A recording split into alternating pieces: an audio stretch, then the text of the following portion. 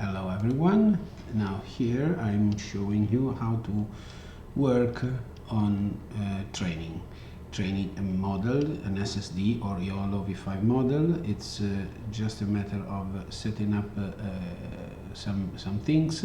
First of all, you need to prepare the labels, the images for the object detection, and so you need to start a tool. You see the tool is in this case is label image, but there are other free tools that you can install on your platform.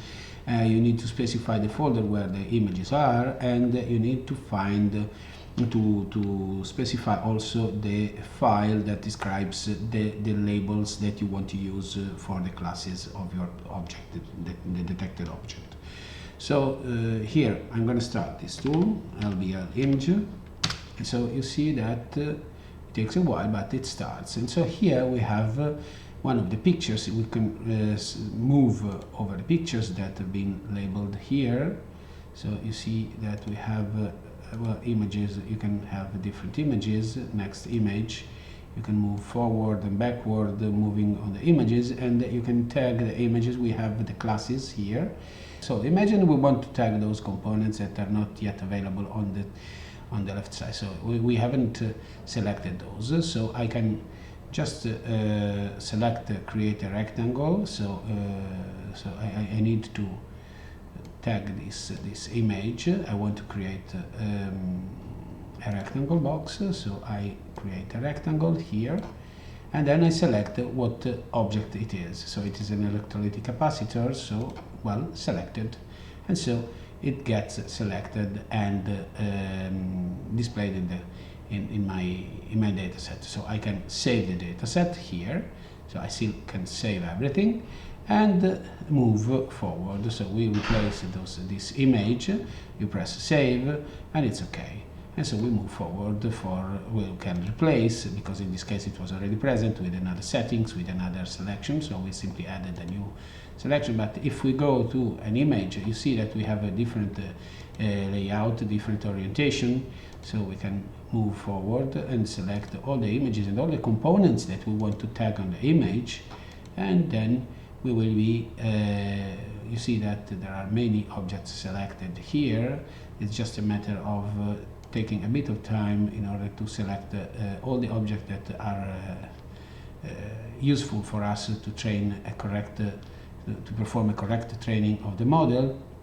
You see, we have very few images, and sometimes with different perspectives, more distant, more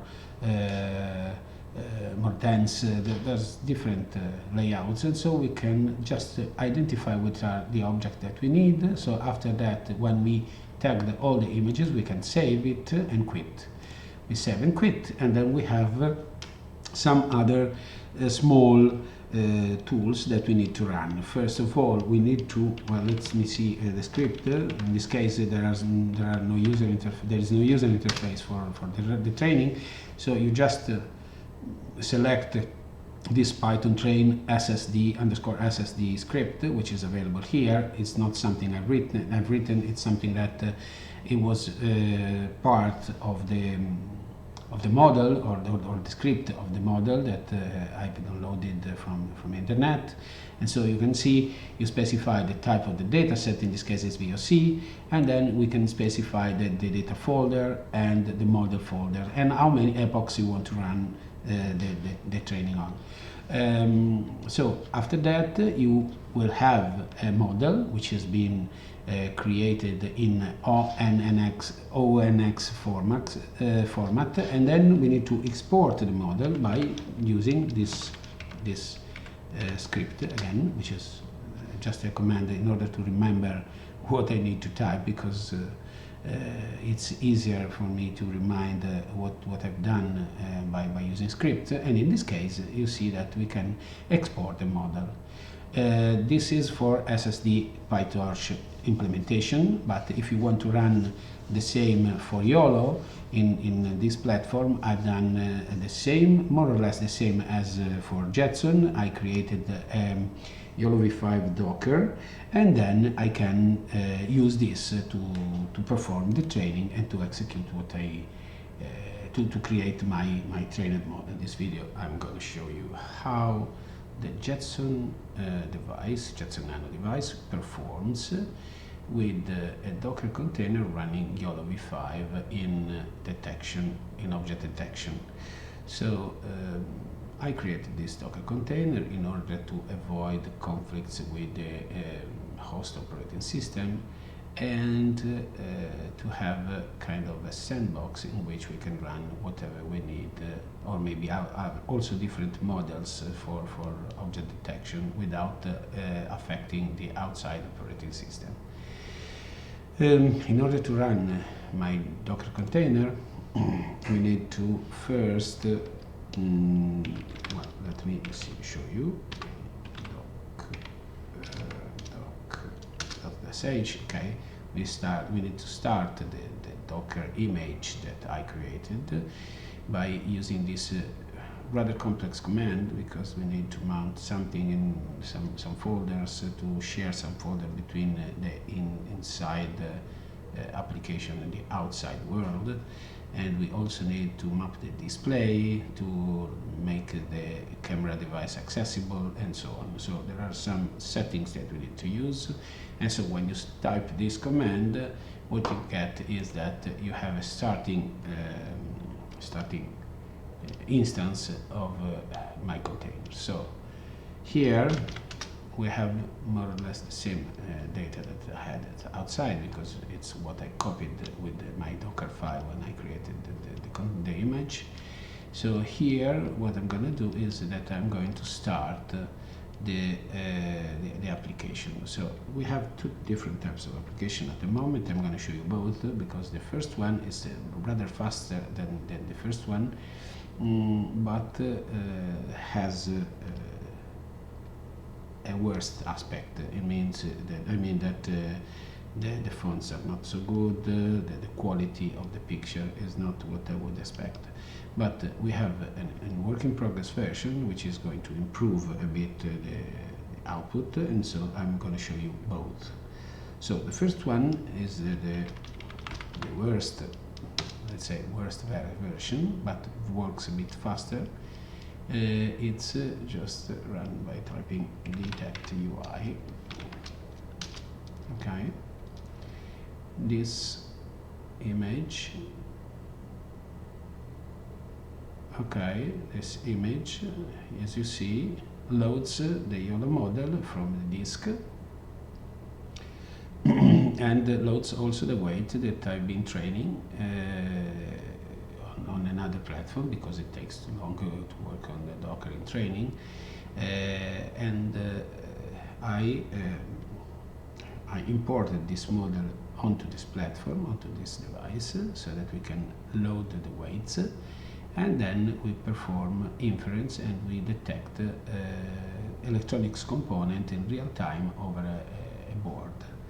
As you can see, it takes a bit to start up, but when it works, we can have a detection with a frame rate of 2 frames per second, which is not bad, considering the fact that this is a very tiny hardware platform. So when I move the board, you see that it gets updated. We have still a lot of some mistake, because you see that coils are not always detected correctly. Sometimes there are mistakes, but it's reasonable, because the training has been performed only on 20 pictures, so it's a very small training data set, and considering that usually we should be using 400, 500 or even more pictures to train the model, so this is a very good achievement. So as you can see, we have, well, the font is not so good, so the text cannot be displayed very well in this version. So what I'm going to quit the application now and start the other one to show you the difference and to show how it performs. It's slightly slower, but in my opinion it's much better in terms of user interface. Okay, this is the work in progress application. It takes still takes a bit to load, but as you can see, we're still reading the model. It's the same exact model. We are working on the same model as before, so there's no difference at all. After a while, you will be seeing it working.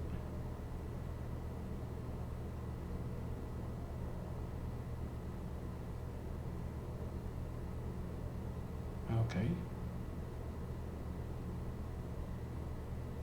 We should be seeing the user interface soon. Okay, now it's here. You see that we have better fonts. We can use TrueType fonts in order to display our text, and we can also increase the size of the window. That was doable also with the other version, but I didn't show you. But you can increase the size of the window, you can move the windows around, and you can still change the orientation of the board in order to detect additional components. So you see it takes a bit more in the update, and still we get errors because well, the training, as I said, has been done only with a small, very small dataset, training dataset. But the results are pretty good. So you see here, well, we can eventually implement some filtering, remove labels, but you can stretch and reduce the window size, and the window size is limited to a minimum size beyond which we cannot go. So less than this we cannot reduce the size of the window, but it's just to make sure that we still have a view on what we need. And in this case, still we get 1 frame per second, so it doesn't worry too much about the size of the window. The performance is more or less the same. I think this is slower because it uses TrueType fonts and requires a bit more complex displaying of the images, but of the stream. But still, it's good for the platform that it's very, very tiny. The final example is about cars detection in real time. Now I'm starting Python script that detects and this is using as a source the file that has been stored on the disk. And as you can see, we train the YOLO model inside the Docker container, and this will display an identifier around all the cars that are moving in real time, and we have also the indication of the probability of the correct detection that we have on each of the cars. And this works. The next step is to be able to perform also tracking of the objects that are running in the screen.